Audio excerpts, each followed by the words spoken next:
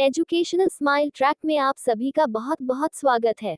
Delhi current affairs quiz 30 जुलाई 2024। 30 जुलाई 2024 30 जुलाई 2024। 1.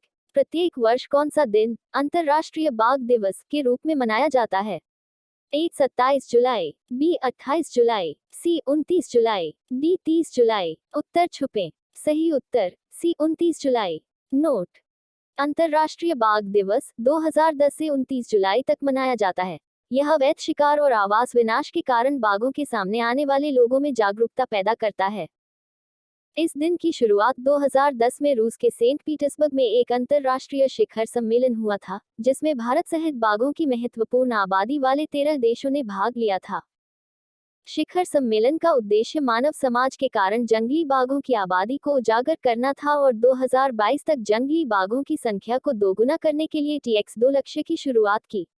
2024 की theme कार्रवाई के लिए समाधान, लुप्तप्राय बाघों की सुरक्षा के लिए वैश्विक प्रयास की आवश्यकता है। पहला बाघ दिवस 29 जुलाई 2010 को मनाया गया था। 2. किस दक्षिण पूर्व एशियाई देश ने हाल ही में एक विशेष डाक टिकट सेट जारी किया है, जिसमें अयोध्या के भगवान राम के साथ एक डाक टिकट भी शामिल है? A. Laos, B. Cambodia, C. पुर्तगाल, डी. सिंगापुर। उत्तर छुपें। सही उत्तर ए. लाओस। नोट: 25 से 27 जुलाई 2024 तक लाओस के वियतनाम की यात्रा के दौरान विदेश मंत्री एस. जयशंकर ने अयोध्या के रामलला के पहले डाक टिकटों का अनावरण किया। यह कार्यक्रम एशिया से संबंधित विदेश मंत्रियों की बैठकों के दौरान हुआ। जयशंकर ने लाओस के उप प्रधानमंत्री और विदेश मंत्री अलैहिस्सलाम कोमासित के साथ मिलकर लाओ पी कॉमर्स और भारत की साझा सांस्कृतिक विरासत का जश्न थीम पर 2 सेट के टिकट जारी किए। एक टिकट पर अयोध्या से रामलला की मूर्ति का मंदिर बनाया गया है, जबकि दूसरे पर लाओस की प्राचीन राजधानी लुआंग प्रबांग से भगवान बुद्ध की याद में बनाया गया है। हालांकि मुख्य रूप से बौद्ध धर्म को मानने वाले लाओस की संस्कृति पर हिंदू धर्म का गहरा प्रभाव है, जिसमें रामायण भी शामिल है, जिसे स्थानीय रूप से रामकेन के नाम से जाना जाता है। 3. हाल ही में पेरिस में कांस्य पदक के साथ ओलंपिक पदक जीतने वाली पहली भारतीय महिला कौन बनी? ए. वेदिका शर्मा, बी. मनु भाकर, सी. अंजलि भागवत, डी. मनीषा कीर। उत्तर छुपें। सही उत्तर बी. मनु भाकर। हरियाणा के मनु भाकर ने पेरिस में 33वें ग्रीष्मकालीन ओलंपिक में भारत का पदक खोला। 28 जुलाई 2024 को 10 मीटर एयर कमांडो में कांस्य पदक जीता। वो एथलेटिक्स ओलंपिक्स में मेडल रेस वाली पहली भारतीय महिला एथलेटिक्स बनी। 26 जुलाई से 11 अगस्त 2024 तक आयोजित पेरिस ओलंपिक में 32 खेल शामिल हैं, जिसमें भारत सहित 16 विषयों की प्रतियोगिता शामिल है। 22 साल की उम्र भाकर ने 8 महिलाओं के फाइनल में 221.7 अंक हासिल कर तीसरा स्थान हासिल किया। दक्षिण कोरियाई येजी किम ने 243.2 अंकों के साथ ओलंपिक रिकॉर्ड के साथ स्वर्ण पदक जीता और दक्षिण कोरियाई येजी किम ने 241.3 अंकों के साथ रजत पदक जीता। 4. हाल ही में किस देश ने अपना पहला महिला एशिया कप खिताब हासिल किया है?